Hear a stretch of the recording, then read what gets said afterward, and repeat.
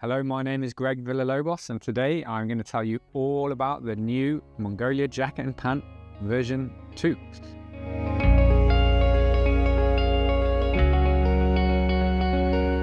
Okay, so why have I got a pair of sunglasses here on the table? Is it Greg just trying to be hipster cool? Maybe I should grow a moustache, or would if I could. No, it is a prop because the Mongolia Jacket and Pant are designed to help keep you cool. And to hammer home the point, I even have a fan. Yeah, probably don't have enough hair to make that joke work, but hey. So the rest of this conversation is going to be me telling you all about the new Mongolia Jacket and Pant, how we've developed it, the tech behind it, where we've taken it to test it, and we've been fortunate enough to take it to some pretty hot places. So this is the Adventure Spec team in Morocco. Towards the end of last year, October, November, we had an amazing time over there. I'm going to show you some clips from that film. It was an amazing adventure. And we've also got an adventure film of us riding on the Trans Morocco Trail. So we also sent some prototypes out to some Adventure Spec friends. This is Yussi and his friend Giles, who were actually also in Morocco, maybe about a year ago now. And they gave it a good sand and sandstorm test. And we also sent a set to Arvin and Martins for their pretty incredible trip through Africa, through proper bits of Africa, the Congo, Nigeria, all through the lesser visited countries, shall we say. Yeah, and they gave it an absolute hammering, a really good thorough test. And some of the pictures and media we got back from Arvid's was absolutely incredible. So I thought we'd kick off this film with a little anecdote. This is Jim wearing the white version, the Storm version, as we've called it. It doesn't take a genius to figure out why we've called it that. We'd been riding from Ouarzazate down to the start of Section S on the Trans Morocco Trail, which is kind of the desert section. And we just pulled off into this palm grove and we got absolutely mobbed by these kids. And they were loving it, and we'd taken this Polaroid camera with us with the idea of kind of rather than leaving sweets and money, we would leave photos with the kids that we met on the way. And it worked really, really well. It was a great conversation starter. And you can see Jim there in his Mongolia jacket and in the boot pant in storm colour. Sam, who was guiding us, had told us to take the keys out of the bike. You see there on there on Sam's 790 there. I think it was brand new as well, because they have got a habit of just basically hitting the rev limiter and blowing the engines up. But yeah, the gear was great on that trip, and let's go into a bit more detail about why that was.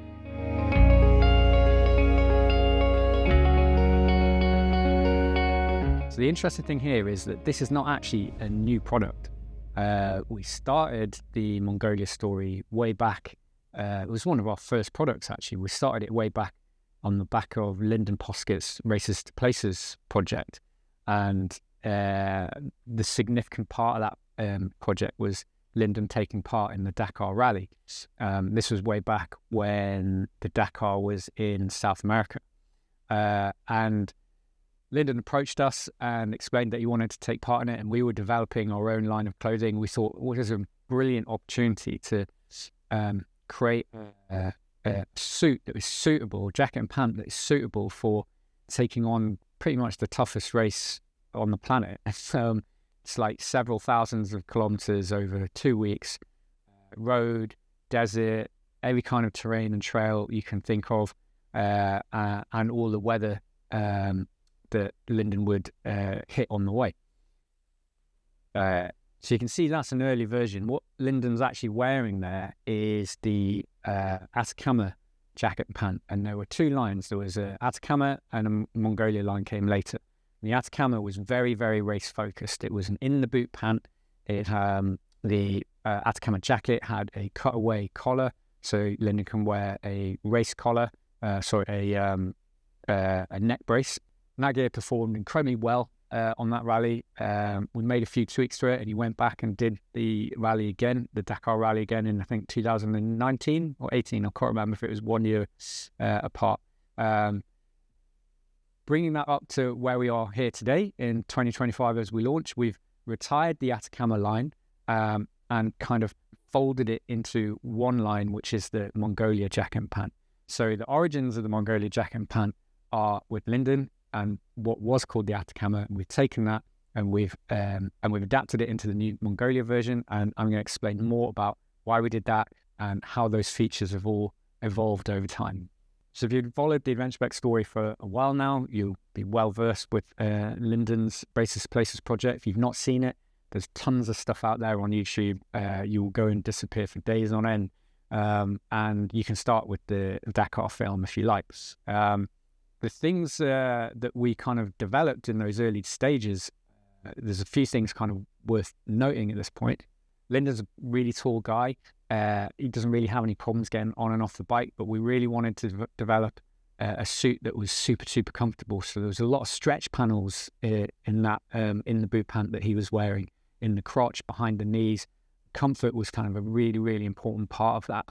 And you can also see on his jacket there, he's kind of almost got a hunch. And what that actually is he's got a water bladder underneath his jacket. And the reason why that is because as part of race regulations, you need to be able to pin your race numbers on the outside of your body at all times. And so to have a water bladder rucksack over your jacket makes that really awkward. And so we developed the jacket with stretch panels that allowed the jacket to be put over the top of a hydration pack that you would wear underneath. Because it was very performance focused, that jacket was really stripped back. So it literally had no hand warmer pockets on the front. It was really kind of streamlined and focused about kind of getting Lyndon through the rally with as little fuss as possible. And so some of those features we've kept and evolved into the new Mongolia Jacket and Pant version 2. And some of them we've retired. Some of them we've decided, well, the chances are you're not going to be doing the Dakar rally. And actually, what do you need for more trail and adventure touring? And I'm going to go into more detail in this film about what we've evolved and what we've left behind and why.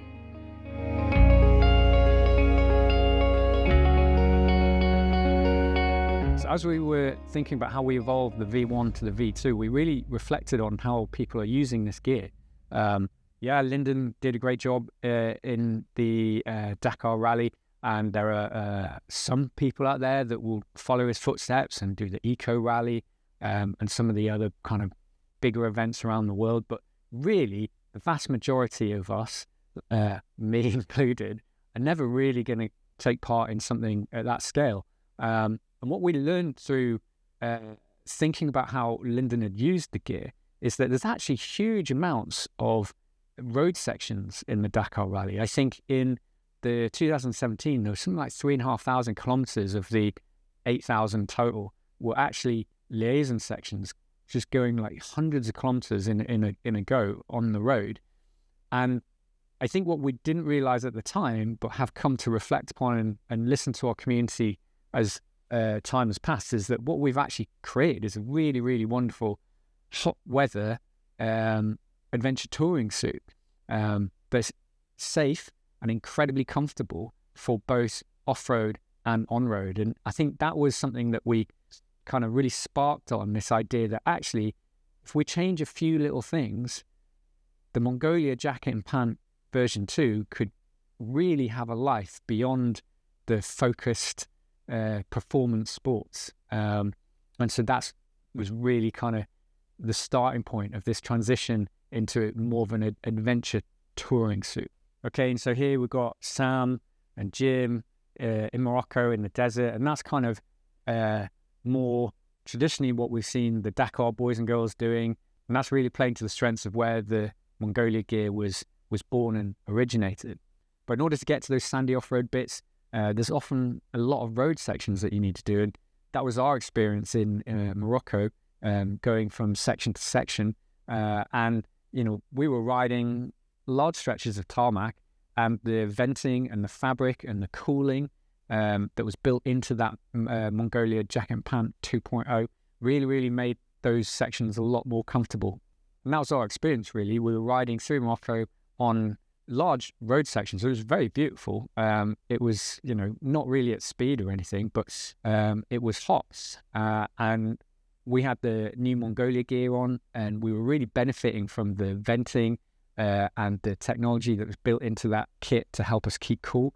And also, we're doing a few hundred K on the road. We want to stay safe. So we were also really kind of benefited from the fact that we had abrasion resistant materials we had flow armour, and we knew that the gear we were wearing was CE AA certified.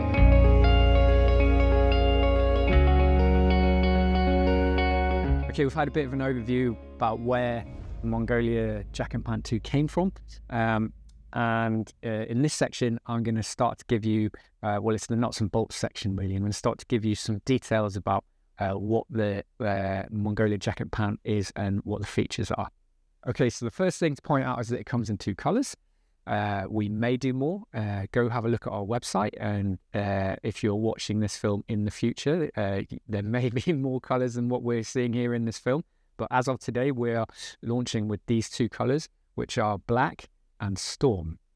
Okay, so we've had feedback in the past about if we're making gear for riding in hot conditions, could we use colours that are incredibly reflective and cooling? So obviously white, the storm colour that we've got here is the most reflective.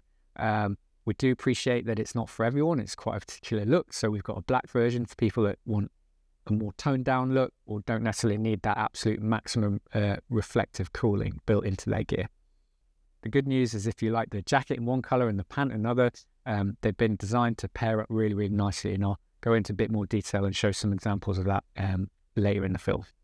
Okay, we're going to go into more detail about some of this stuff in a minute, but as a quick overview, the key features of the jacket and pant, start with the jacket. I mean, the key feature there really is the fabric. It's a nylon 6/6 open weave fabric. It's designed to promote a huge amount of airflow. I would say the Supershirt is super breathable. We get asked questions about kind of what is the most breathable gear that we have. I would say the Mongolia Jacket is right up there in terms of the amount of breathability in terms of airflow through the fabric. The Mongolia Jacket and Pant are CE AA certified. They include our new flow armour. So the Mongolia Jacket has got flow elbow and shoulder armour, and you can add back if you want it. And the pant has got flow hip and knee armour.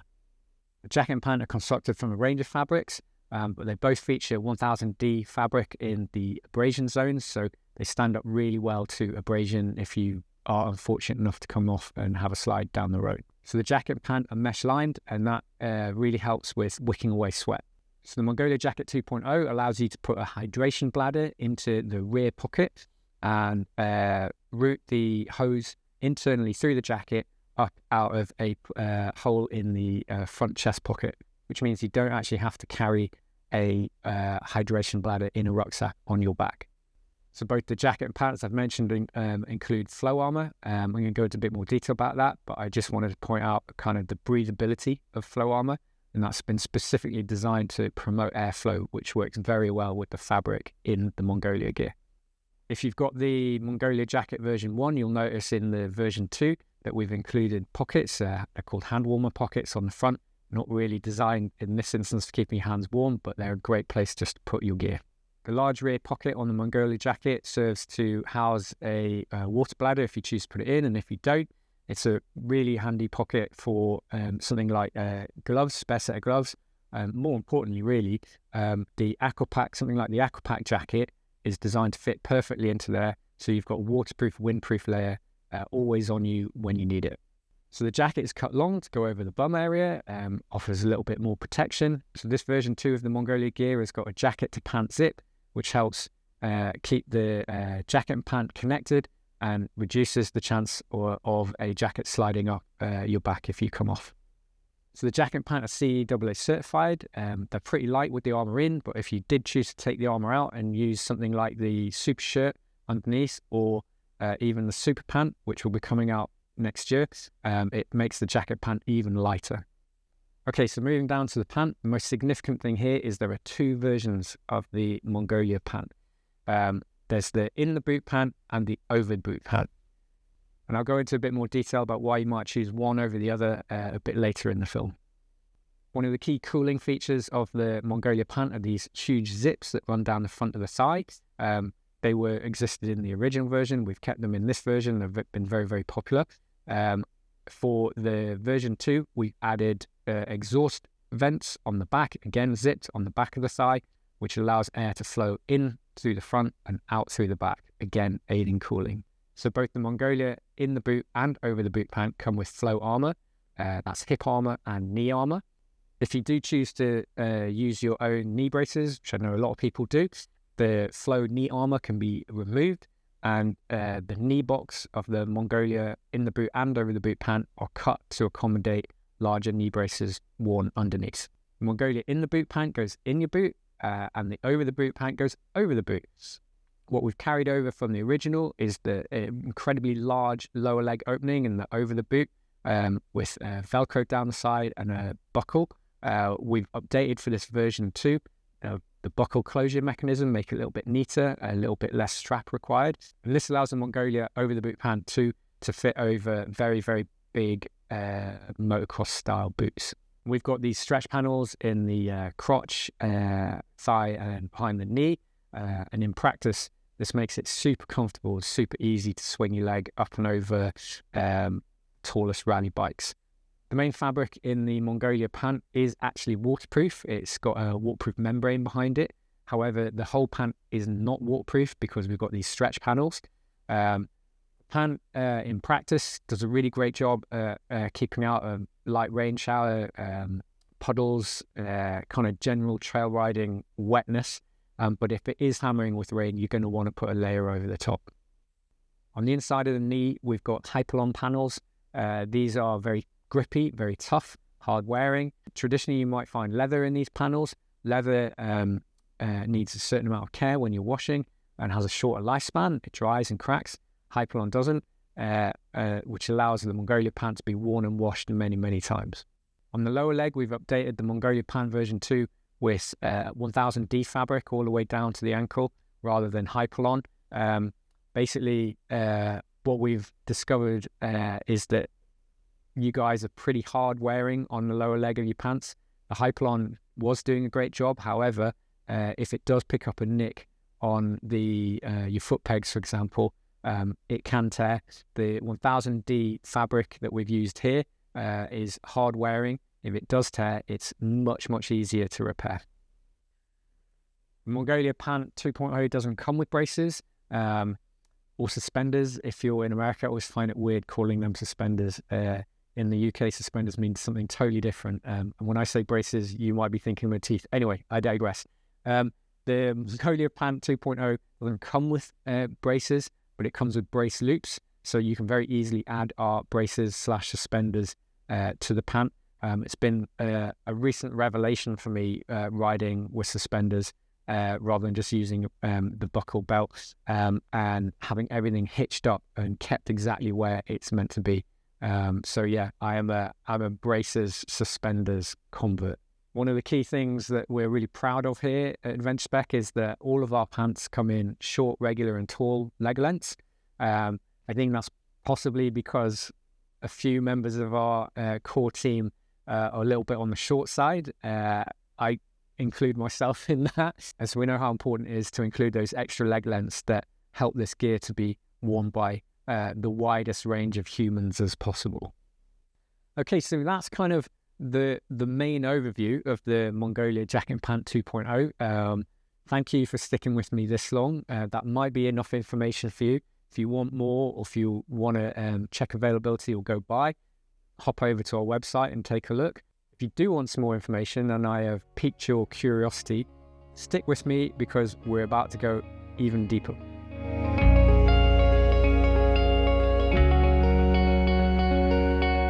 I really enjoyed the development and prototype testing of the Mongolia Jacket Pant 2.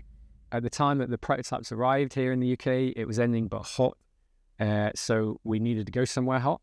So we flew out to Morocco, which is a fantastic moto tourism destination. We partnered with Wilderness Wheels in Ouarzazate.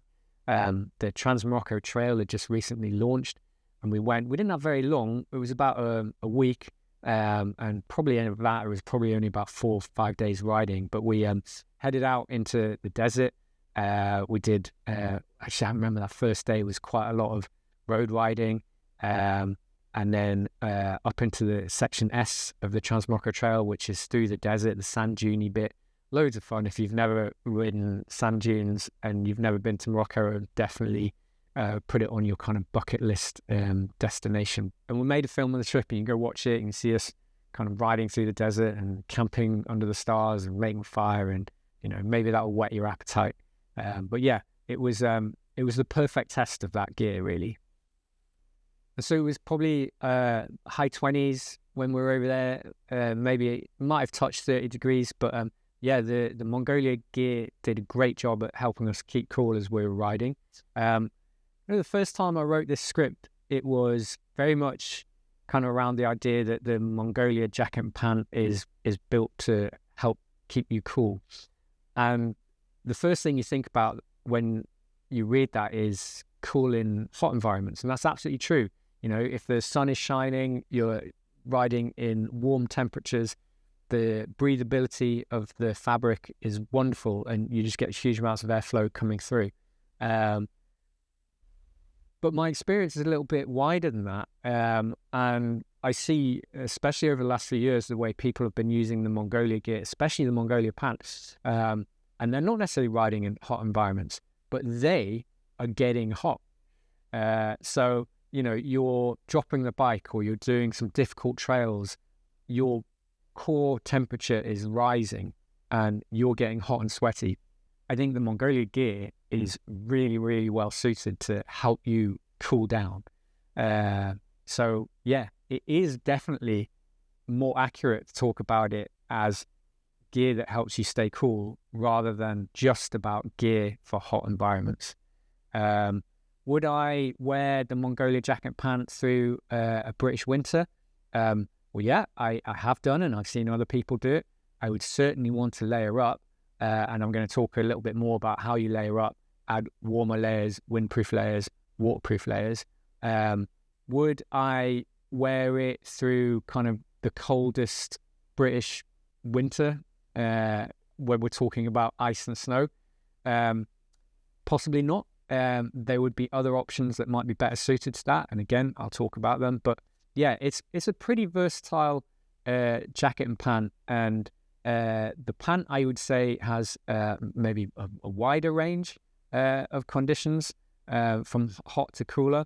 The jacket will do that, but you need to add layering to it. But yeah, combined together, the Mongolia Jacket and Pant 2.0 are great at helping you keep cool when you need to. So I guess here in the UK, we're talking spring, summer, autumn. Mongolia gear would be a great choice. Elsewhere in the world, Australia, California, I guess we're talking about kind of, if you're riding through the desert and it's hot, maybe you traditionally might have worn just a jersey with some armour underneath, maybe Supershirt, or maybe some of your own kind of harder armour.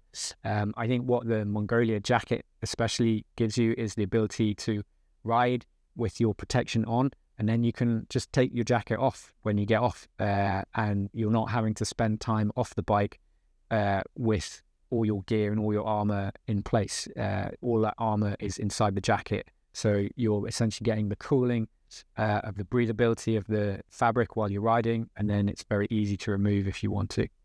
And so when you hold the Mongolia jacket up to the light, it's almost transparent, it's almost see-through. The weave of that nylon 6.6 is so open. And then when you combine that with the flow armour that we've developed, that's also perforated and super light and comfortable, you're just getting a huge amount of airflow through that jacket for the amount of protection that you also receive. Jacket is not waterproof, doesn't have any waterproof qualities at all. If it is raining, you're definitely going to want to put something over the top if you want to stay dry. I'll talk a bit more about how you can add the Aqua or Singletrack jacket to make that happen. But I guess the point is that it's super comfortable, it's super light, and you're not carrying any of the penalties of having gear that is designed to keep you waterproof in really hot conditions when you just don't need it. I think one of the kind of unsung qualities of the Mongolia jacket pant is the durability. I mean, yes, it's designed to protect you as you're riding if you come off, all the rest of it, but it's not unusual to see Mongolia jackets, especially that are 3, 4, 5 years old, and I wouldn't necessarily say they look brand new, but they look much, much better than they deserve to for something that's of that age with the mileage that they've had. And yeah, that nylon 6.6 washes incredibly well. If you've got very large motocross boots, we have customers that are just the particular way that they ride, the way they grip the bike. They have they're very hard wearing on their pants. I don't know if it's kind of the fact that it's like hard plastic of the bike against hard plastic of the boot, or the way they grip, or particular setup of the bike. Maybe it's something rubbing, but really just remove the middleman. So if you're wearing the in the boot pant, there is no fabric to wear away. There's no damage to be done. And for those customers that do find that they are really hard on the lower leg of their pants, I would just steer them towards the in the boot version. So why do people wear the over the boot pant? Well, the over the boot, I mean, it might be aesthetically about how you prefer something that looks a little bit less racy. But the real reason why people wear the over the boot pant is it is much better at keeping muck out of your boots. So it helps keep sand, water, dirt, anything that's going to hit your pant is going to go straight down and off onto your foot rather than into your boot. I think that's one of the key drawbacks of the in the boot pant, is that if you're getting wet at all, that water will find its way into your boot. If you like the sound of the in the boot pant but you don't want to get wet feet, take a look at our Aqua boot liners, because they again are designed to keep your feet dry and would work very well with the in the boot pant.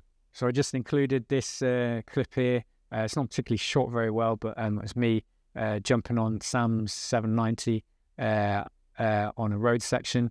And I think it just illustrates really well kind of the open weave of that nylon 6.6 in the jacket and how much air is whipping through as I'm riding through the road section there. And this is Jim in the storm gear, and Sam in the black gear on his 790. Jim's on a 701. Just riding through the streets of Ouarzazate on the way out, and then up into the sand dunes on section S of the Trans Morocco Trail. And the sand in Morocco is like, there's traditional sandy dunes, as you'd imagine, but there's also long pistes of kind of hard packed sand and rocky trails that you see that I think I have Thomas there in front of me riding.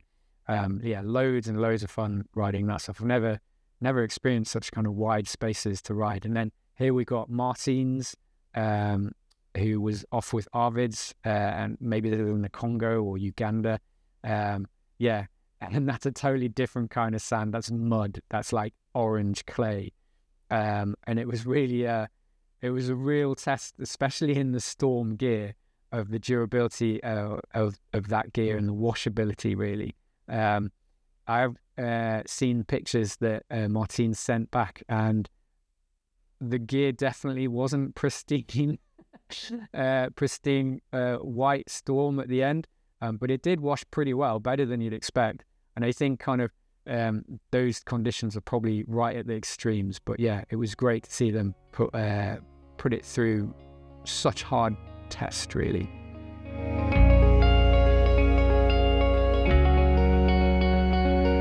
It's funny when you think of tech, you think of something that's powered by electricity, cameras and tools and the like. But actually, there's quite a lot of tech that's been developed into the fabrics and materials and the way that we've used those materials in the Mongolia Jacket and Pant. I'm pretty much running out at the limit of my tech knowledge, so I'm going to hand over to Jim Evans, who heads up product development here at Adventure Spec, and he's going to talk with a lot more confidence about the tech inside the gear, and he's got some fun experiments to bring that stuff to life as well. So yeah, over to you, Jim.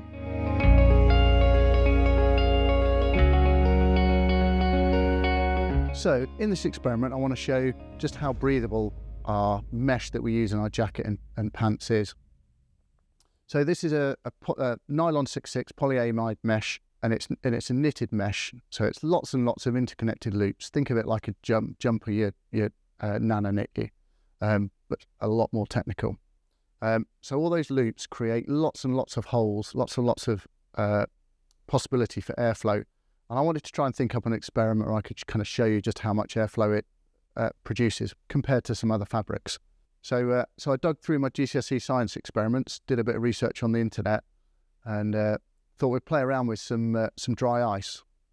So I'm going to put a small amount of warm water in this tube. I can't believe it's legal to buy this stuff on the internet, but you can just buy dry ice on the internet. So for those that don't know, dry ice is solid carbon dioxide, and when you put it in water, it sublimates, so it turns straight from a solid straight into a gas. And the white smoke you can see here is the dry ice. So if I just put a lid on here, so there's nothing in the way to stop that, but I just want to show it rising through this tube. So there's nothing in the way, and you can see it sort of slowly rises up the tube. So we can see it bubbling away, and the carbon dioxide slowly filling up the tube. But I thought it'd be interesting to see what happens now when we try several different fabrics, putting them in the way of that tube, and just seeing how much of this carbon dioxide makes it through that fabric. And maybe we use that as a test of breathability. Cool. So now we've seen it with no fabric. So I've loaded up a bit of our Mongolia mesh fabric, chunk of dry ice. Now I can see that real open mesh structure from the knitted construction really starting to let that CO2 gas come through and rise up the tube. We'll try and put it side by side on the screen against the plain one, and maybe we'll try some of these other fabrics in a mo as well.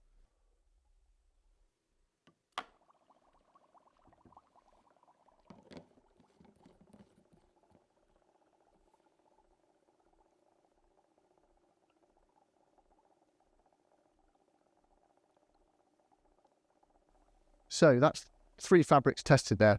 Well, 4 tests. We did it with nothing in, and we could see it rise pretty quickly to the top. We put the mesh that we use in the Mongolia jacket in, and you can see it rise to the top almost the same speed.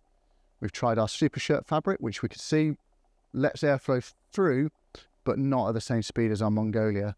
And then we've tried our soft shell from our Linesman jacket, and you can't see anything come through. So that just shows just how breathable this air mesh is. Next, we want to look at abrasion. So for that, I'm going to get a microscope and delve deeply into this fabric.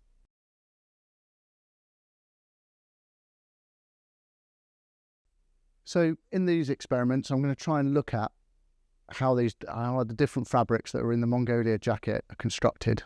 So we've already looked at our open knit fabric that we use throughout the body and in our pants as well, and showing how much airflow that brings through.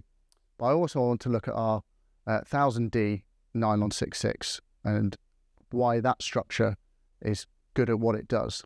So we know that the armour mesh that we use through the body is fantastic at airflow. Probably its only downside is it's not quite so great at abrasion, and by that I mean it can be picked at. But the same way as I've talked about that knitted fabric, like your jumper that your nana knits you can catch an end on bits. So to protect against that, in the high abrasion areas, down the shoulders, in the knees, round the waist, we use the 1000D fabric, which is a woven fabric, and that uses 1000D nylon 6/6 woven together in a really, really tight bond. So I've got a couple of things here. So this is called a loop. And it used to be used in photography to look at negatives before you got them developed. But also we use this in when we're looking at fabrics. We can look at it, and we can look at the structure of fabric, count how many yarns are in it, etc., etc. However, that's really hard for you to see what this looks like on camera. So we scoured the land, and I've been using this for quite a while actually, because it's a really good way to demonstrate. It's a little microscope that fits to a phone, and then we can hit record as well. So if I bring this down and bring it over the top of our open mesh, and then just bring this across slowly, you can just see how all these fibres, well, let's break it down actually, how all these yarns are woven together. Now, what a yarn is made up of lots and lots of fibres, and the fibres on here, they're really, really thin strands that you can see coming through. For the mesh, these strands are really long, and they're not twisted tightly together. which gives you lots and lots of airflow through, provides lots and lots of nylon 6/6 to prevent against abrasion, but gives you that airflow.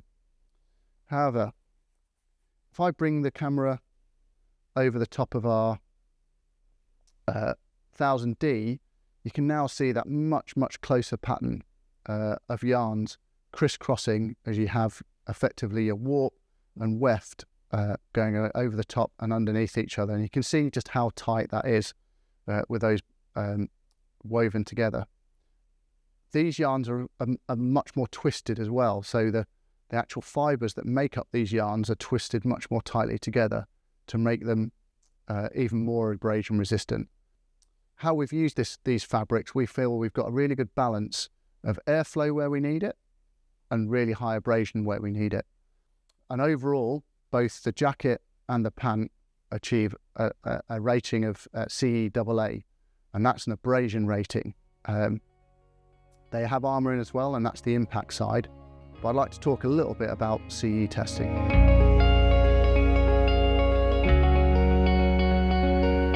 There's plenty of videos out there about the finer details of CE testing, which you can go and watch. But on here, I kind of wanted just to demonstrate just how that test applies, particularly to a CE AA rated garment. So we've got different zones of the body. So zone 1, effectively are pointy out bits: shoulders, elbows, knees, bum. That's a zone 1. So for that, we have a sample of our fabric, so not dissimilar to this. But we sandwich it. So we have a layer of our palmette mesh. We'll then have a layer of the lining mesh. That will get clamped onto a head, which is suspended above a concrete disc. Those heads are then spun up, in the case for this zone 1, to 412 RPM. When it's up to that 412 RPM, those heads drop down onto the concrete, and then it slows down at whatever rate. In order to pass the Darmstadt test, our fabric sample can't have a hole bigger than 5mm across a range of samples that are submitted to our test house. Now, what I should point out on this test is that lump of concrete is designed to mimic effectively a motorway, a really nice piece of smooth tarmac. It's not designed to mimic our chip seal type roads that we have a lot of in the UK. So there you can kind of get a raised up piece of gravel and stuff like that, which might catch and tear. But essentially, the CE test makes that base level playing field for everybody. Everybody's fabrics are tested in exactly the same way. And like I say, we've had the Mongolia Jacket and the Mongolia Pant tested to CE AA rating.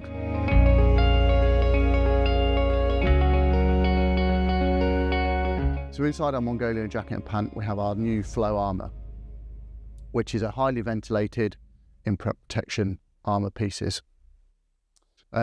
All our armour is made from what we know as an intelligent polymer. What do we mean by an intelligent polymer? I'm not a molecular scientist, so I'm not going to go into a huge amount of detail. But as I understand it, under normal conditions, our armour is nice and flexible. But once it receives an impact, a hard and sudden force, the molecules inside this polymer snap together, all under a split second. And then as they break those bonds again, that's how the energy is dissipated as it comes back into a flexible piece of armour. All the armour we use throughout the Mongolia Jacket and Pants is CE level 2 rated, so the highest rating we can get.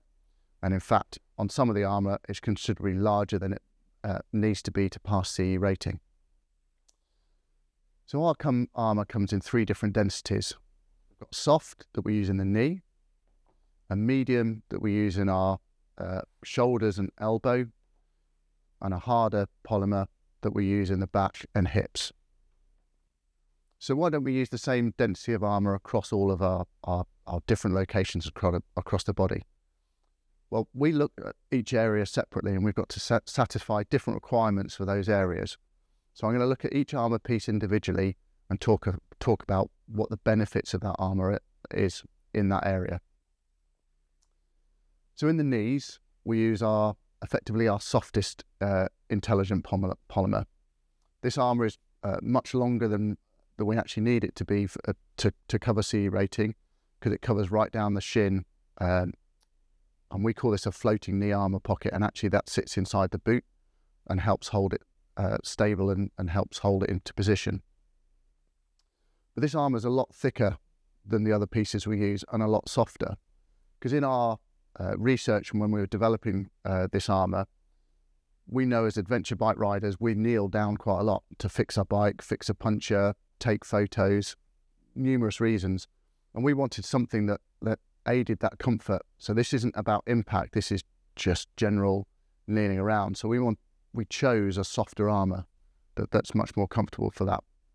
But this is still an intelligent polymer, and when it takes that hit, the molecules snap together and provide that hard, solid piece of armour that dissipates that impact load. When we get to the shoulders and elbows, we wanted a slightly different protection. We're not pushing up against things regularly, but we wanted something that we could mould that has a shape to it, so it helps locate onto that sort of pointy out part of your body. So this is our medium density. So this is pretty much the same thickness throughout. It's very malleable, lots and lots of airflow to it, but it holds its shape.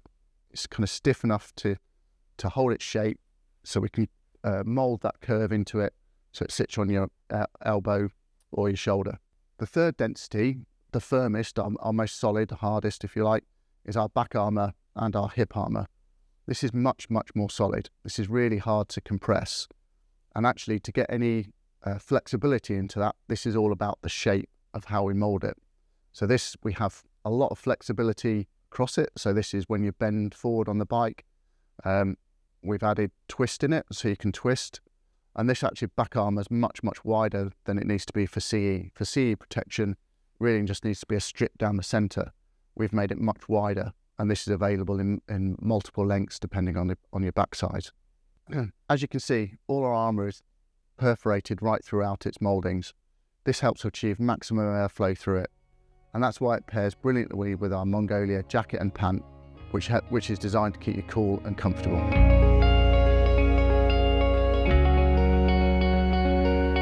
So, turning our focus to the Mongolia pants, we've already talked about our palm-in mesh that we use in events on the Mongolia pants. We use the 1000D pretty much throughout the pants, so we use it in the upper area, on the knees, and we also use it in the lower leg. We've reduced the amount of hypalon we use in this pant, so we've kept it on the 1000D on the lower legs, but we've kept the hypalon on the inside of the leg. This is a real kind of high wear area, particularly where people contact a bike. We do get questions why we don't use leather in this area. As a company, we try and avoid using animal byproducts or animal products like leather. The other problem with leather over hypalon is we put our pants through the washing machine over and over and over again. Every ride they get dirty, they go in the washing machine back and forward. I know a lot of you out there might have leathers that you ride on the road, but I bet a bottom dollar there's not many of you who actually put them in a washing machine to wash them, even in that 20 years that you've owned them. That can crack leather over time. You know, that repeated getting it wet, getting it dirty, putting it through the washing machine, adding those chemicals to it can cause the leather to crack. That's another primary reason that we use hypalon.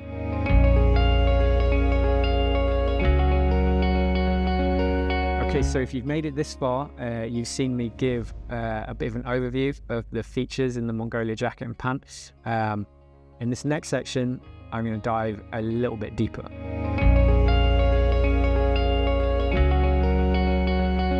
Okay, so I've touched on this a little bit already. In the boot pant is really kind of rally, enduro, motocross focused. Or that's where it came from.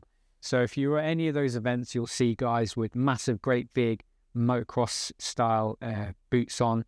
They've got high chance of getting hit by rocks, falling off, bikes landing on them. Kind of protection is a driving consideration for them in their gear. So they've got these great big boots on. And traditionally, it was really difficult to get a pant, a durable pant, to go over the top of those. Much easier to just tuck them in. And so that's really where the boot pant came from. these guys are out for a couple of hours at a time, maybe out all day if you're riding a rally, but you're not necessarily doing kind of traditionally multi-days, or those guys weren't necessarily doing multi-days in the same gear. If you get a bit wet and you get your boots get a bit wet, your feet get a bit wet, no big deal, you're coming back at the end of the day. So really the Mongolia in the boot pant follows that path. It's very, very light, very comfortable. It's weird, like I've ridden in them, and you take away that lower leg fabric that you don't really think it would have that much of an impact, but the pant just almost feels like a pair of pajamas. They're so light and comfortable once they're in and tucked into your boot. So that's really where the in the boot pant came from. So the over the boot pant, essentially from the knee upwards, it's identical and totally the same as the in the boot pant. All the features and the cut and all the rest of it's the same. From the knee down is where it's different. So rather than being tucked into your boot, it goes over the top of your boot. And to facilitate that, it's got a huge opening. You can open it and almost fold it back on itself halfway up your leg. And that is designed to accommodate very large motocross style or big chunky adventure boots.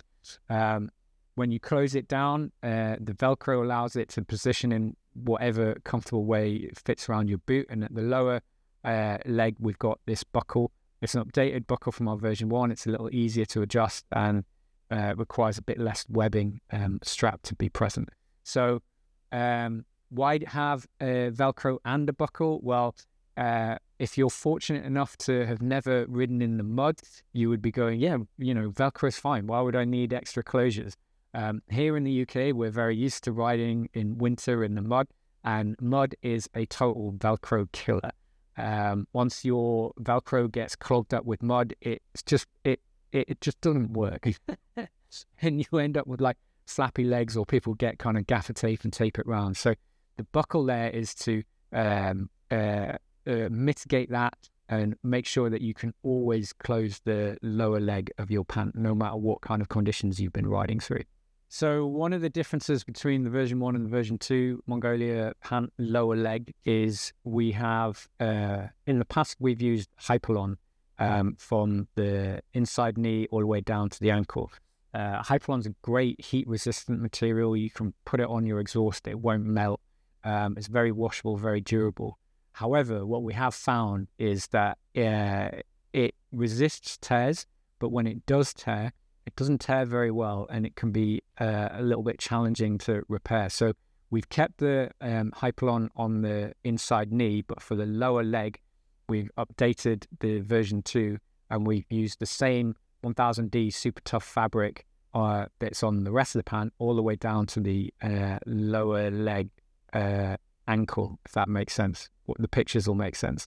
So whilst it doesn't necessarily, the 1000D doesn't necessarily have the same heat resistant quality. I mean, it's still will resist heat, just not quite as well as the Hypalon.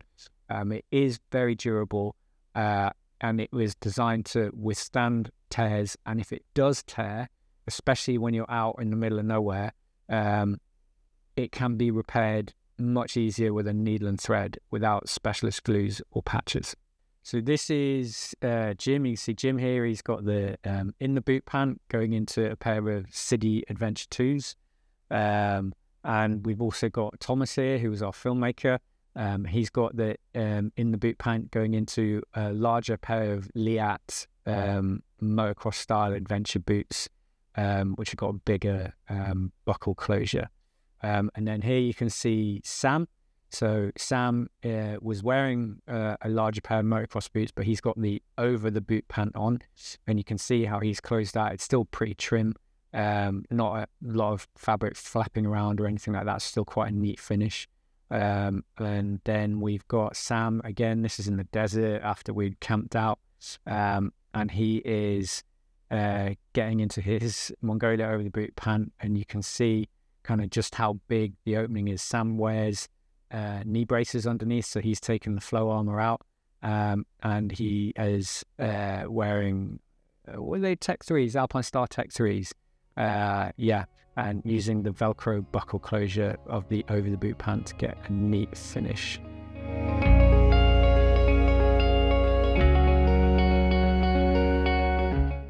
easiest way to sum up stretch panels, I think, is in one word, it's just comfort. You can certainly notice it when you wear pants with and without stretch panels. So they exist in a few places on the Mongolia in the boot and over the boot pant.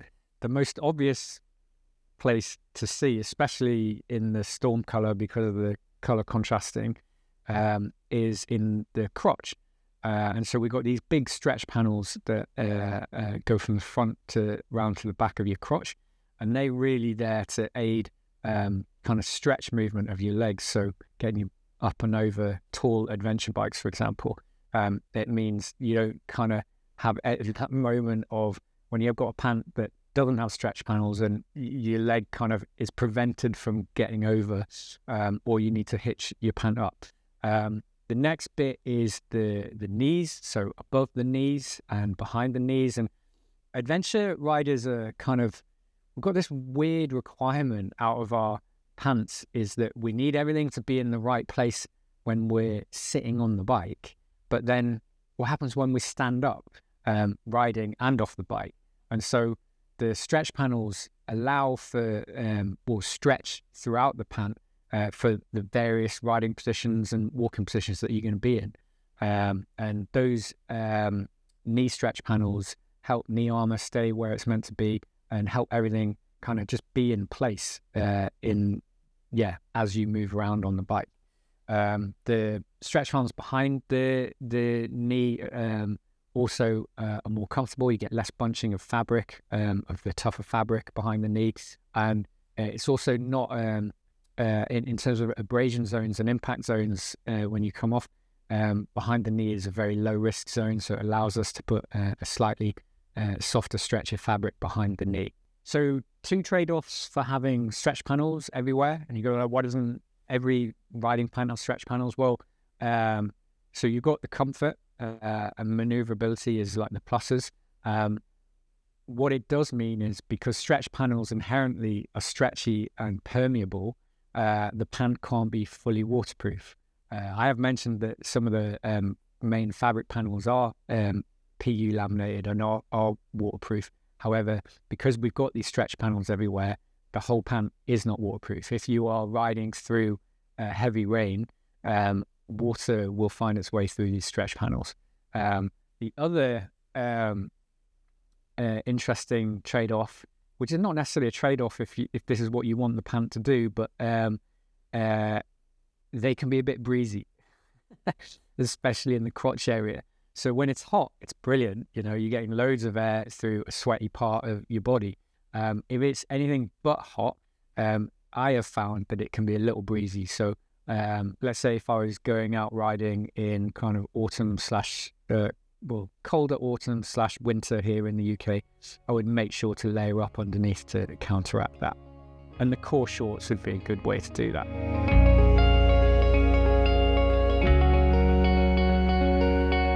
Okay, so zip ventilation, one of the key features of Line's original pant was the really, really long vents that go from your waist all the way down to your knee on the front of your side.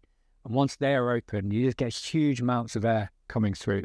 It's got a fabric behind the zip, which is part of the C certification to make sure that it doesn't open too far, and it retains its abrasion resistance. But yeah, with that zip open, it's huge. In the version 1 of the pant, we only had a zip on the front.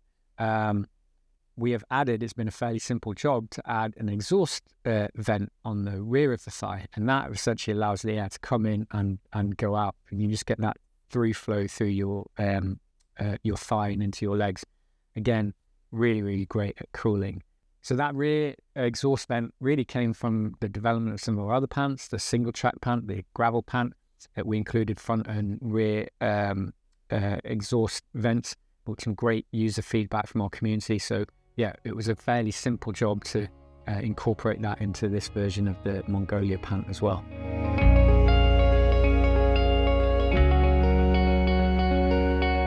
Pockets, it's funny. It's funny people's need and desire for pockets. Some people don't want them at all, and then we bring out a pant with limited pockets, and then we get loads of comments saying, why did you do that? I want pockets. So yeah, Mongolia Pant, it's got large thigh pockets. Yesterday they launched the new iPhone 17 Giga Max, whatever. It's big. I don't know if you're watching this in a few years' time what iPhone number will be up to, but yeah, big phones need big pockets. We've got large pockets on the thighs of the Mongolia Pant.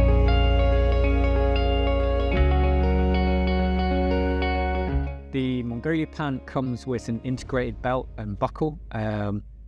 So there is no need for braces. It will stay up absolutely fine, and you can adjust that. The belt was originally developed so that if you're on a long trip, on an expedition trip, and you're likely to be losing weight because your calorie intake is going to be low, it would allow you to basically do your pant up and stay up.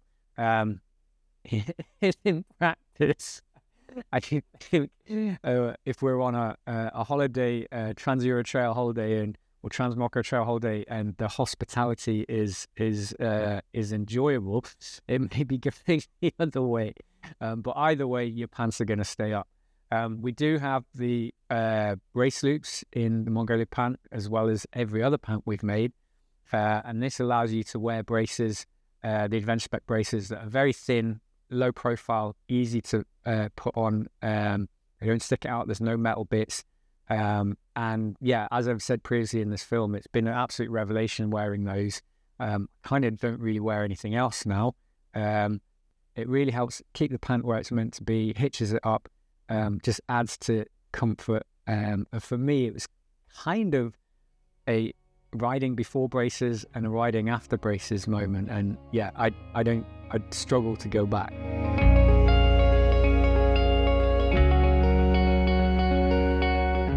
This is really a response to user feedback from the version 1 of the gear. We got questions about why we didn't have the ability to connect the jacket and pant together. I guess people wanted the added security of knowing that if they did come off, the jacket wouldn't ride up. So we've got a jacket to pant zip in the Mongolia Jacket and Pant 2.0. The zip in the jacket is attached to a stretchy fabric, so it gives you an ability to kind of move around without them being too tied together. And there's a neat little, I don't know how to describe it, but when Jim was doing the product testing on this, he noticed that it was a little bit difficult to actually do the first part of the zip. So on the pant, the zip's got a little bit of stretch on one end that allows you to just grab it with one hand and connect it to the other. So yeah, that's a bit of a long-winded way of saying there's a jacket to pant zip feature in both the Mongolia jacket and the in the boot and over the boot pant.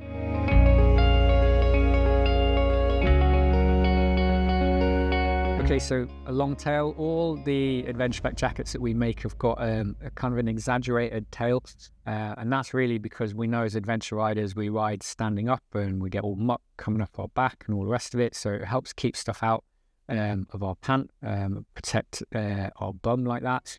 It's also a bit of extra coverage, abrasion resistance coverage should you come off.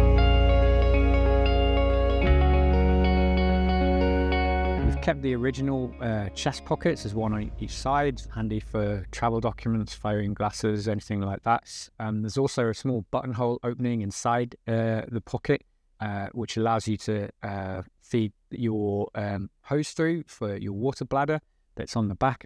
I'll come to that in a minute. On the version 1 of the jacket, there were no other front pockets. It was very race and rally focused.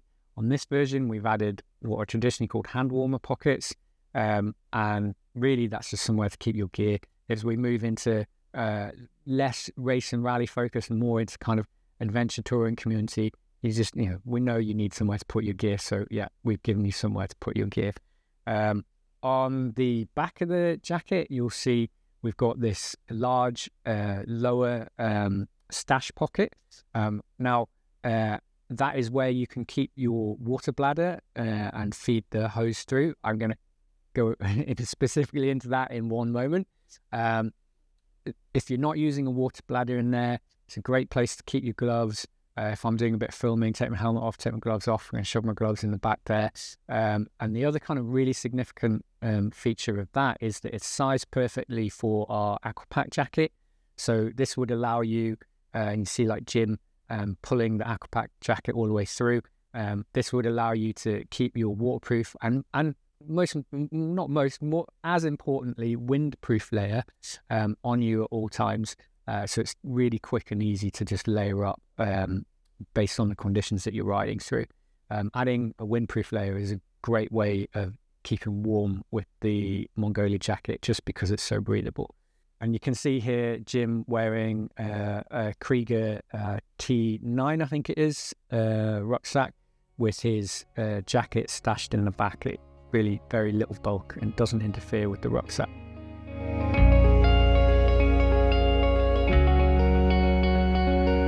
This is a really neat upgrade to the Mongolia 2.0. So the original jacket was designed to go over a hydration pack that you'd be wearing on your back.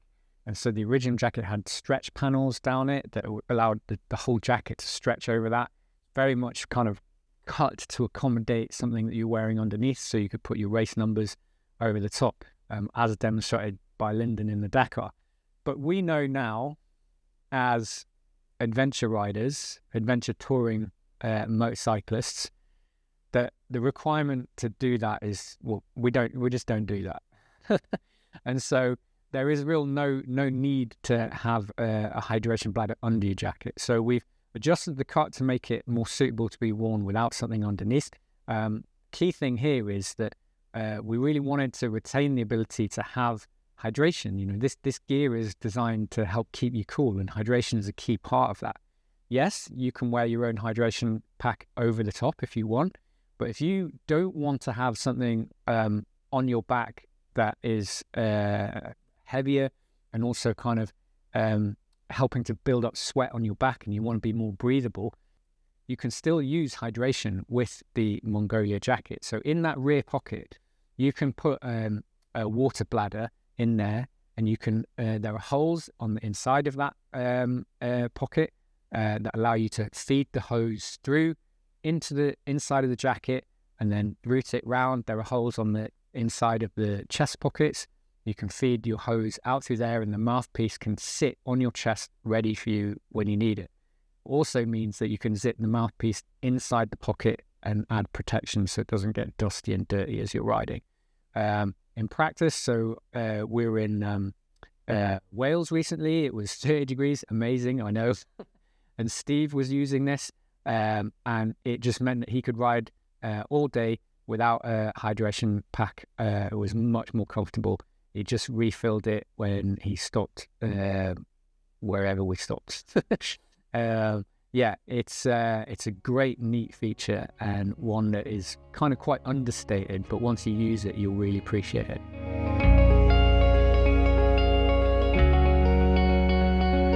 Soft neck is pretty self-explanatory. The inside of the collar features a softer fabric. It just makes it very comfortable to wear for long periods of time.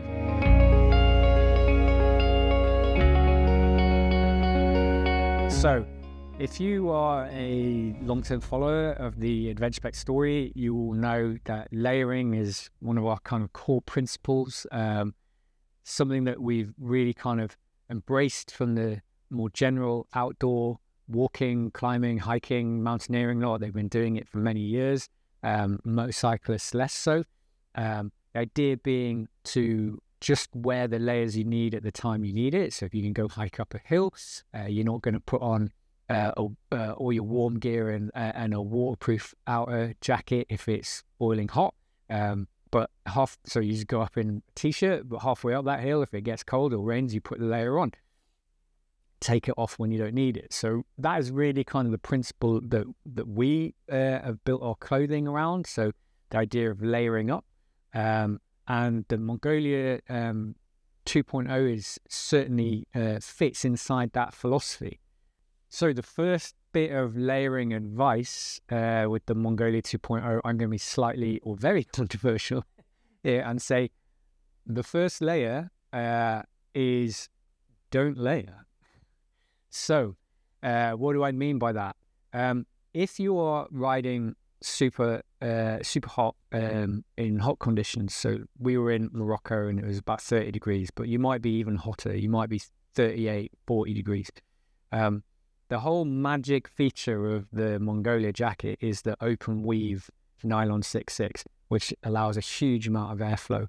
So when we were riding over in the desert and it was hot, I just wore a t-shirt underneath.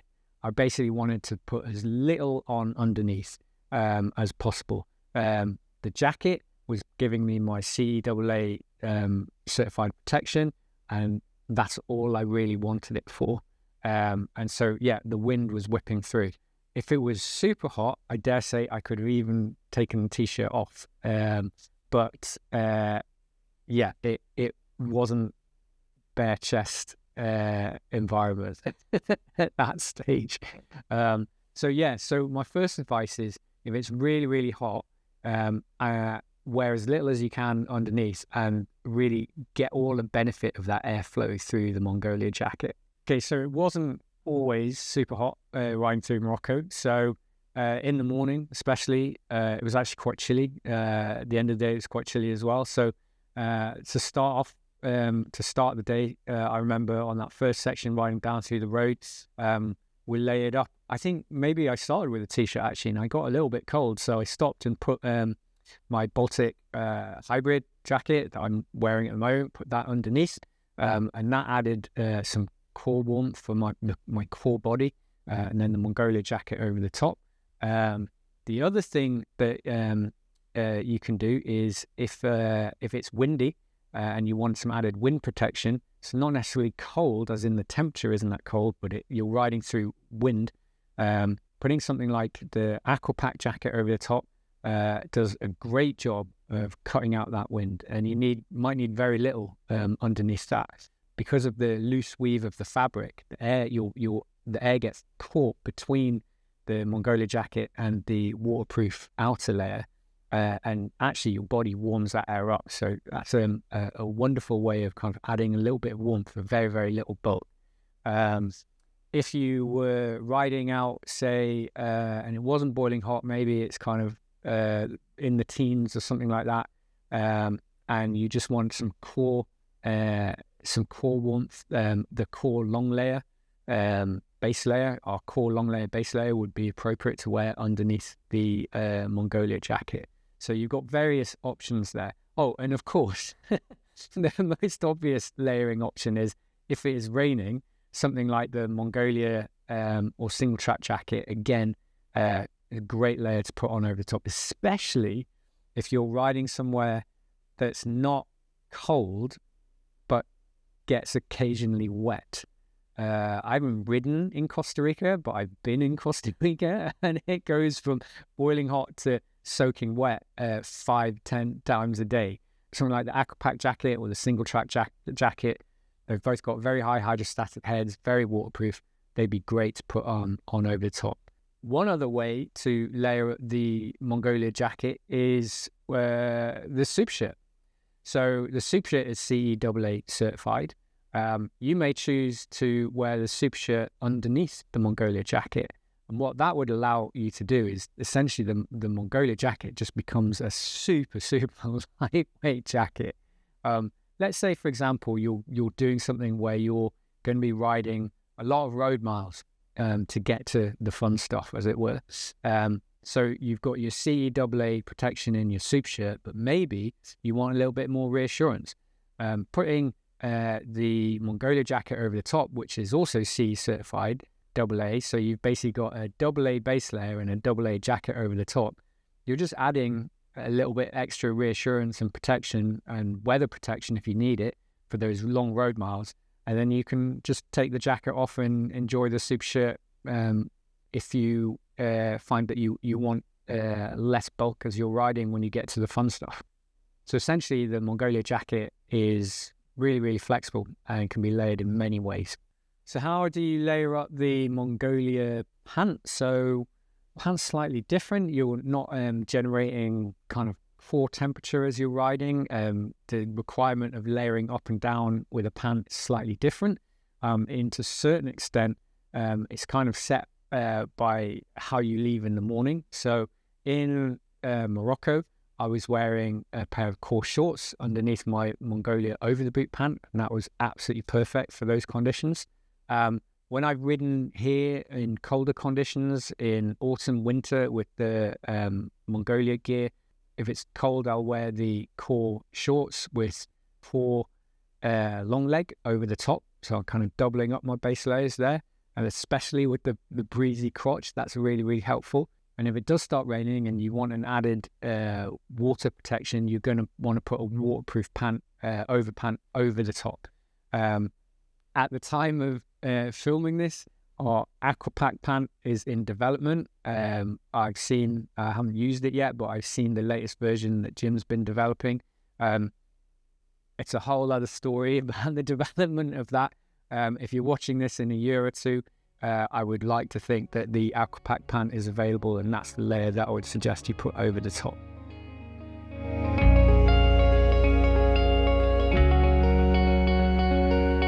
Okay, so this section is all about how the Mongolia Jacket and Pant sit alongside the rest of the gear that Adventure Spec make. There's quite a lot of crossover between our gear, and so really this section I'm trying to help you understand how our gear is designed to be used in different conditions, and help you make a decision about whether or not the Mongolia gear is right for you alongside the other gear that we make. So Mongolia Jacket and Pant 2.0 versus the Supershirt and Superpant 2.0. Quick disclaimer, the Superpant is not available at the time of recording. I have ridden maybe 3 prototypes now, so we're getting very close. And the Superpant, we hope, will be out next year, 2026, depending on when you're watching this. Go have a look at the website and see if we managed to do it. Well, I'm not going to go through the Mongolia gear. We've already done that. I'll give you a quick overview of the Supershirt and the Superpant. So the Supershirt is CEAA certified, same as the Mongolia Jacket. It is a base layer that is also abrasion and impact resistant. So the idea is that the Supershirt 2.0 is something that you would wear next to your skin, or potentially over a t-shirt or something like that. But really it allows you to layer up with lots of flexibility over the top because you've put your protection on first. The Superpant is essentially the same. It's a very abrasion resistant material that you wear next to your skin. So would you wear the Supershirt and Superpant together without anything over the top? You could, absolutely could. You could put on a pair of red underwear and you'd look very much like a superhero. However, they are really designed to be worn with something over the top. So they're both breathable. The Supershirt is far more breathable than people realize. However, if airflow and breathability is your absolute maximum requirement, I would say that the loose weave of the or open weave of the nylon 6.6 in the Mongolia Jacket is more breathable. It is the more breathable option. One of the other differences with the Mongolia Jacket is that it has the armour inside the jacket, whereas the Supershirt, you've got your armour zipped in as your base layer. So it is easier to take the Mongolia Jacket off, that includes all the armour in it, and just walk around in a t-shirt or something like that. The Mongolia Jacket and Pant 2.0 versus the Gravel Jacket and Pant. So the Gravel Jacket and Pant are fairly new in the Adventure Spec lineup, something we're really proud of. We worked a long time over. It is a 4-season adventure touring jacket and pant.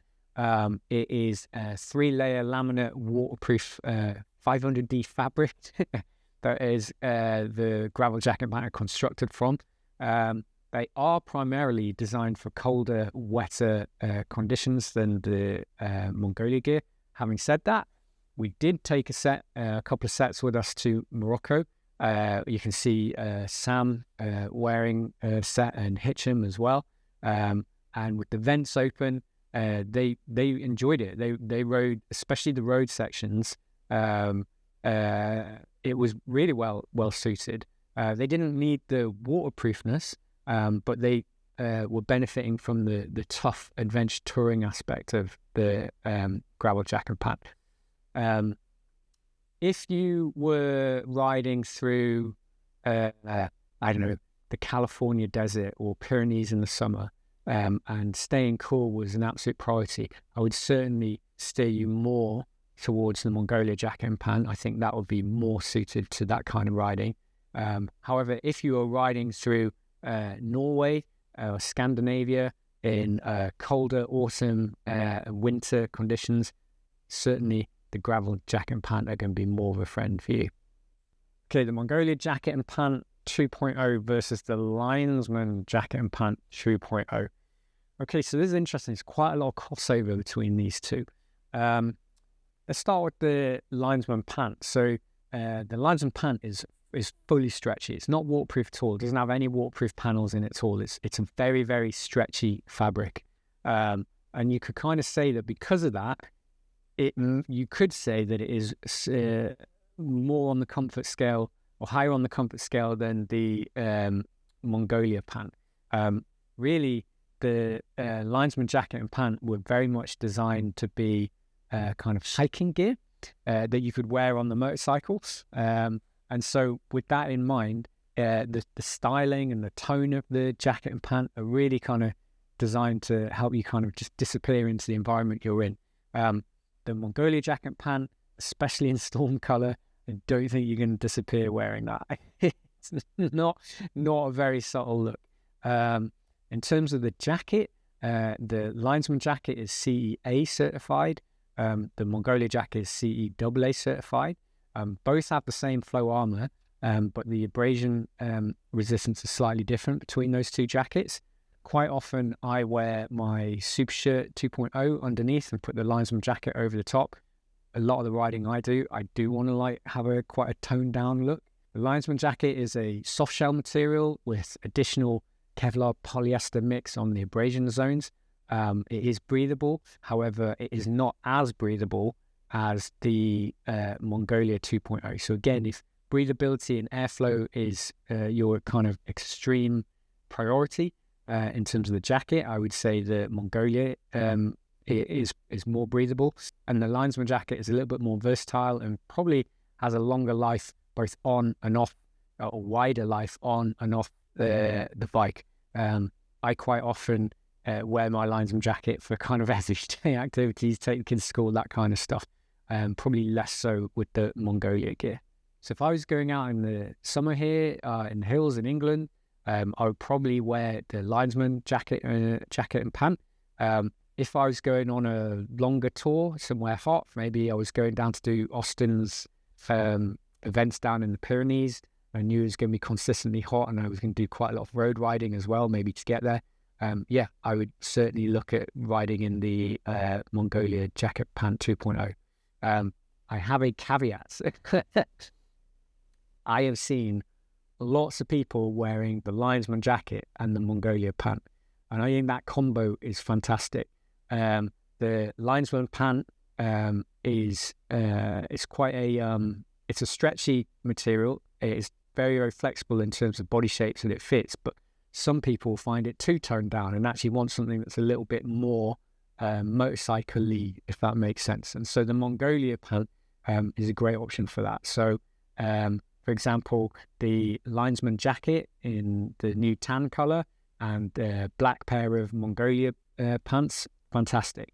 Or if you wanted, if you're one of those riders who is really tough on their lower legs and you wanted an in the boot pant, the Mongolia in the boot pant would be great on the bottom, and you could tone it down if you didn't necessarily need the massives of airflow and you were just riding, in the UK and it's not that hot, for example. The Linesman jacket would work really well on top. Okay, so here you got Chris and Ryan in the Linesman jacket and pant in the Weardale near where I'm based. And here you got JB in the Linesman jacket and pant on the Gas with all the Adventure Spec hard parts. That was on a trip that we took up over into the lakes, and we actually rode for day one over in the Linesman gear, and then we hiked up mini mountains to really demonstrate kind of how that they were originated from the idea of like hiking pants that you can wear on the motorbike. And then here we've got Sam in Morocco, and he's got the black Mongolia jacket and the tan sand-coloured Linesman pant beneath. And I think, this is Jamie actually up in the hills. He's got the same combo, but he's tucked the Linesman pant into his boots, and there he's got it over the boot on the 790. So quite versatile. The Linesman gear and the Mongolia gear really does work well when you mix it up together. The Mongolia Jacket and Pant 2.0 versus the Singletrack Jacket and Pant. Okay, so this is fairly straightforward. The Singletrack Jacket and Pant are not CE certified. They are over garments. So you wear them over your protection. So there is no armour inside them, and they are not tested for abrasion resistance. It's not to say they're not tough, but they are not CE certified. They're designed to be worn over protection. The Mongolia Jacket and Pant is CE certified, includes armour, flow armour, and it has been tested for abrasion as well. The Singletrack jacket is really a layer that allows you to add wind and water protection when you need it. And the Singletrack pant is very similar to the gravel pant. It is a very waterproof pant. The difference between the gravel is that the gravel is CE certified AA and includes armour. The Singletrack pant does not, and so you have to wear it over the top. Singletrack pant is really designed for colder, wetter conditions than the Mongolia gear. If it was, say, here autumn or spring or definitely winter here in the UK, and it was raining and wet and muddy and miserable, and I was riding, Singletrack pant certainly something that I would wear. The Singletrack jacket has a bit more versatility. It's certainly fine in warmer conditions. I quite often would wear the Supershirt 2.0, and then if I wanted something over the top, I would put the Singletrack jacket, which is actually exactly how Will was wearing it. So there's a slight twist in this story. I was out with Will doing a bit of wild bivvy. There's a film made about that up in Scotland.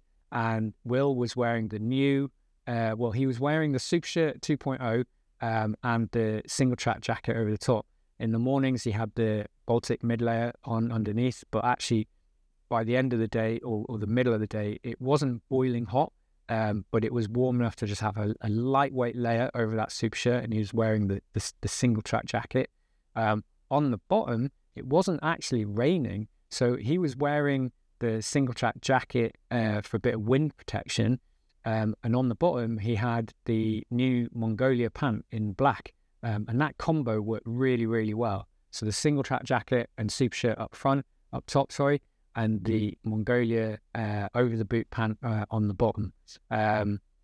Could quite easily have had the Mongolia jacket on as well and the Singletrack over the top, but didn't need it. So you have the Supershirt, Singletrack jacket, Mongolia pant. Would I wear the Singletrack jacket and pant through a hot conditions, desert, Morocco, something like that?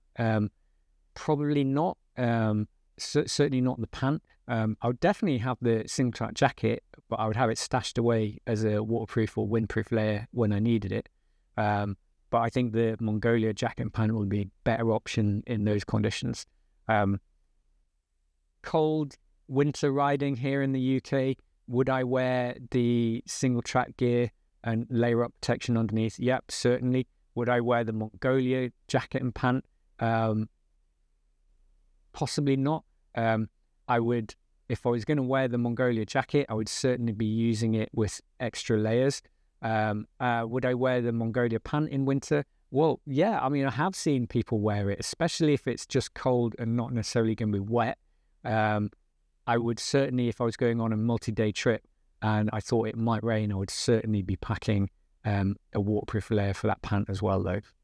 Mongolia Jacket and Pant 2.0 versus the Aqua Jacket and Pant. Okay, so as mentioned, the Aqua Pant is not in production yet. It's in development. The Aqua jacket is, and it's been selling well for the last few years. Essentially, the Aqua jacket and pant are a very lightweight, packable, waterproof, windproof layer combo. So they're really not designed to be worn on their own. They're the thing that you have in your bag and you pull out and put on when you need it. If it's raining or if it's windy and you just need to take some of the wind chill off, and then you put them back in your bag when you don't need them anymore. They're really the clue is in the name, the pack bit of the name. They're designed to be packed really small. Both very, very waterproof, but yeah, stripped down on features, and yeah, packability is the key feature there. So I think the Aqua jacket and pant are a perfect combination with the Mongolia gear. If I was riding out somewhere, and even if I was going to Morocco, and you know it can rain in Morocco, I would certainly have the Aqua gear packed away for when I needed it. But it's not something that I would necessarily start the trip with, unless it was raining.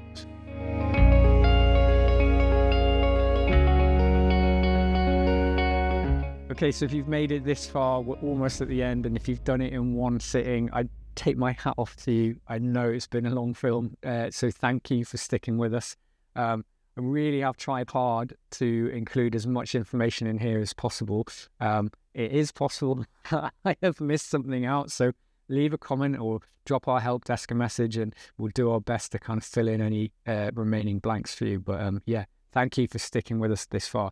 I guess I just wanted to end with a couple of things. So, you know, when the Mongolia jacket and pant first came out, when they were called the Atacama jacket and pant, and Lyndon was riding them, I really kind of saw them as really kind of race and rally and very, very kind of high performance sports kind of focused gear. And it's taken this long, and seeing how you and our community have been using the gear to really realize that it has got just a life way beyond that.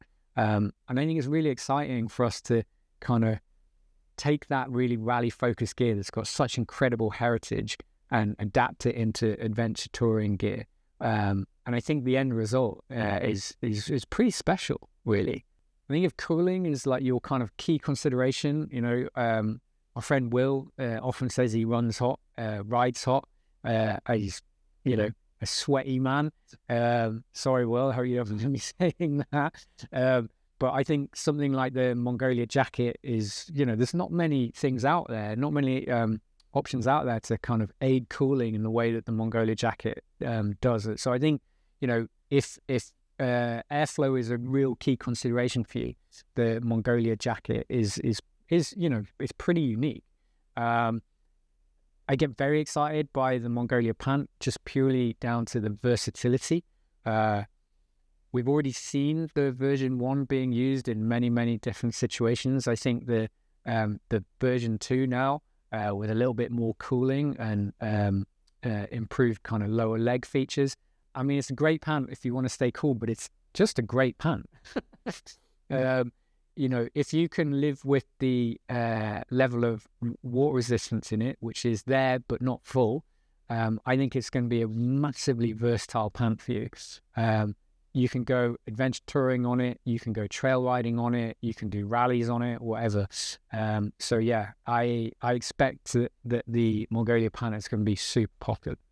Perfect doesn't exist. It's something that we aspire to. It's what gets the team up and into work every day at Adventure Spec. We are, you know, aspiring to be perfect, but, you know, everything can be improved. So, you know, if you've ridden in this new Mongolia gear and you've got thoughts on what the version of 3 could be, please do get in touch. Again, leave a comment, drop us a message on help desk.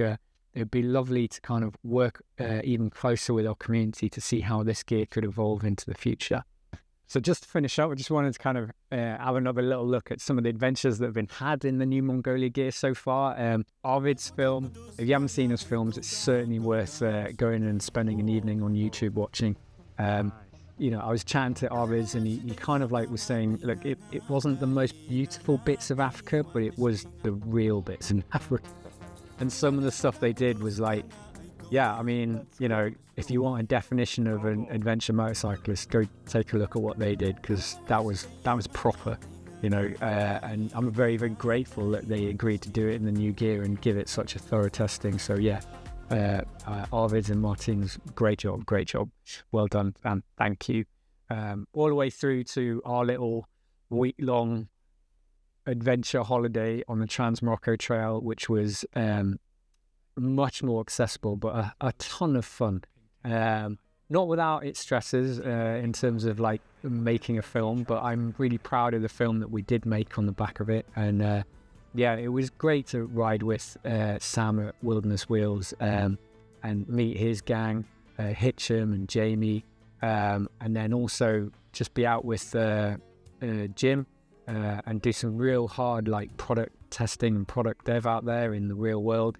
And then work with Thomas, who's a new filmmaker that we've kind of been working with here at Adventure Spec, and I think he's done an absolute wonderful job. So yeah, that was great. And then not so long ago, we were out in Wales, incredible, like hottest day of the year, 30 degrees. Was fully expecting to be testing on waterproof gear, but actually kitted everyone out in the new Mongolia gear, and it was great. So we had Steve and Adam and Ben and Jim and Chris, and half of those guys managed the help desk, and it was really great to get them to put some proper miles on. And there's a film there, and if you want to see who you're chatting to on the end of the keyboard when you send our help desk a message, go check that film out, because those are the guys out riding the gear, learning about it, and getting experience on it to help answer your questions. Okay, we made it. We're at the end. Thank you. I really wonder what the YouTube stats are to see how many people make it to the end, but I will look. I will leave you with this. If you have enjoyed this and you think that the Adventure Spec vibe is something you're interested in, but you don't really want to invest an hour and a half or however long this film has ended up being, I have an email newsletter that goes out every Wednesday, and it will take you 2 minutes to read. But it will have the same heart as this film.